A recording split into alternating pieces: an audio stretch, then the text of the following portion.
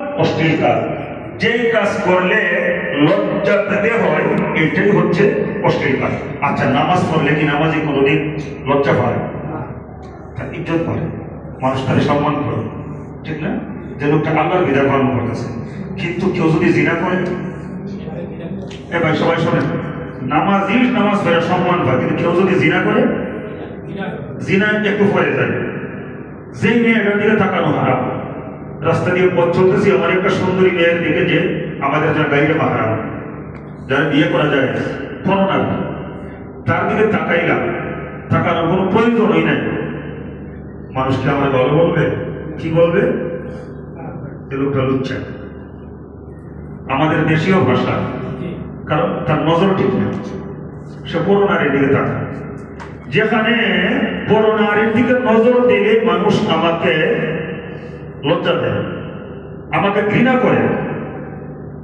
যদি জিনাকে বিচার করে ফেলে, তখন মনে করেন তার অবস্থাটা কি? তখন কি খালি জুতা মারবে?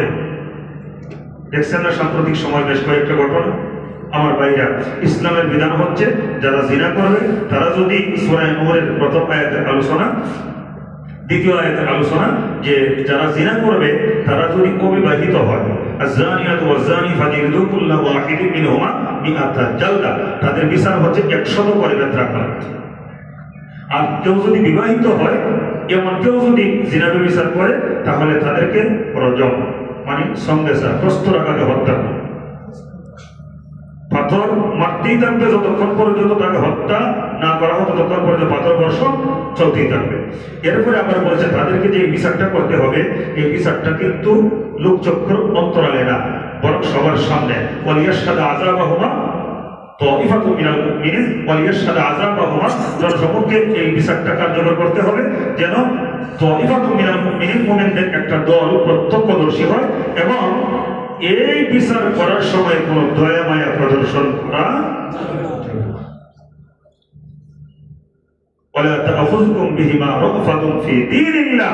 আল্লাহর বিধান কার্যকর করতে গিয়ে জিনাকারীর উপরে কোন দয়া মায়া প্রদর্শন করা যাবে।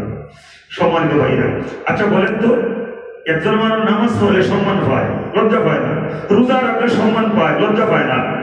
হজ করলে কি যে সম্মান, আল্লাহর ঘর থেকে আসছে।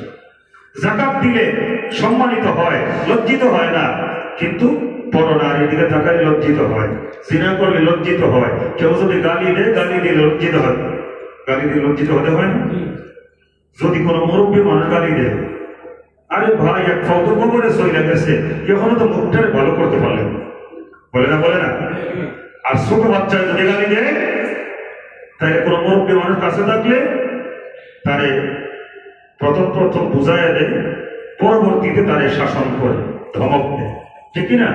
তাইলে আমরা নিশ্চয়ই বুঝতে পারছি অশ্লীল কোনটা। যেটা ঘৃণ্য কাজ এটাই অশ্লীল, যেটা কুৎসিত কাজ, অসুন্দর, নোংরা, এটাই অশ্লীল। যেটার জন্য লজ্জিত হতে হয় এটাই হচ্ছে অশ্লীল। অশ্লীলের সহজ ব্যাখ্যা আমি কি বুঝাইতে পারছি? আলহামদুলিল্লাহ। তো আল্লাহ বলেন ওয়ায়ানহা আনিল ফাহশাই, আল্লাহ পাক অশ্লীল কর্মকাণ্ডকে নিষেধ করেছেন। এরপরে বলছেন ওয়াল মুনকার, মন্দ কাজ। মুফাসসিরিন কেরামগণ মুনকারের ব্যাখ্যা বলেছেন, ইসলামী শরিয়ায় যা হারাম করা হয়েছে এইরকম প্রত্যেকটা কাজকে বলা হয় মুনকার।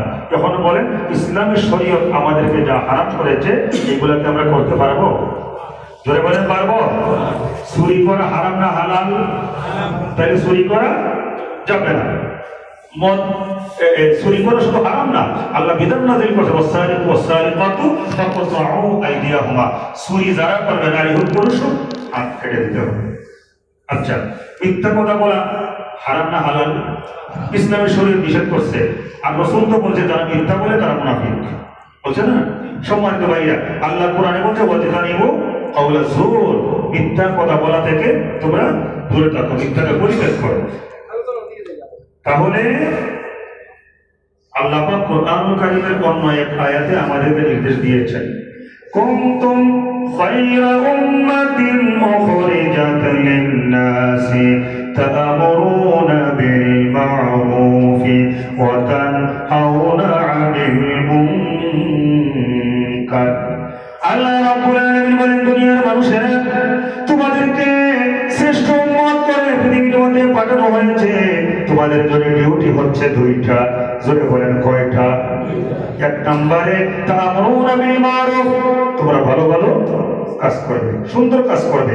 ওয়া তানহাউনা আনিল মুনকার, মন্দ কাজ করবে না। কেউ যদি মন্দ কাজ করে তাদেরকে করতে নিষেধ করবে, প্রয়োজনে বাধা দিবে, কাজের ধরন অনুযায়ী। মন্দিরের মধ্যেও তো ছোট বড় আছে, তাই না? তাই যেটা যেই পর্যায়ে বাধাটাও হবে সেই পর্যায়ে। এখানে আল্লাহ বলছেন ওয়াল মুনকার, আল্লাহ যে তিনটা কাজ নিষেধ করেছে তার মধ্যে অন্যতম একটা হচ্ছে মন্দ কাজ। ওয়াল বাগি, সীমা লঙ্ঘন। আজকে সীমা লঙ্ঘন আমাদের সমাজে আছে না নাই? আরেকটু জোরে করে আছে না নাই? সীমা লঙ্ঘন আছে ভাইরা আমার। এই সীমা লঙ্ঘন থেকে আমাদের বাঁচতে হবে।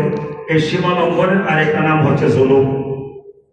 এটা আমার কথা না, সূরা ৯৯ নম্বর আয়াতের তাফসীরটা যাই দেখে নেবেন যে আমি কি একটা কথা বানায় বলছি নাকি যা যা বললাম সব মূল কথা আছে কিনা। ওয়াল বাগি বাংলা অর্থ হচ্ছে সীমা লঙ্ঘন, আর সীমা লঙ্ঘন ওয়াল বাগি দ্বারা আল্লাহ যা বুঝাইছেন সেটা হচ্ছে জুলুম। জুলুম করা যাবে না। আমাদের সমাজে কি জুলুম আছে? আমাদের সমাজে কি জালেম আছে? সম্মানিত ভাইরা, তাইলে এই সমাজটা আমরা জালেম মুক্ত চাই এবং এই সমাজটাকে আমরা জুলুম মুক্ত চাই।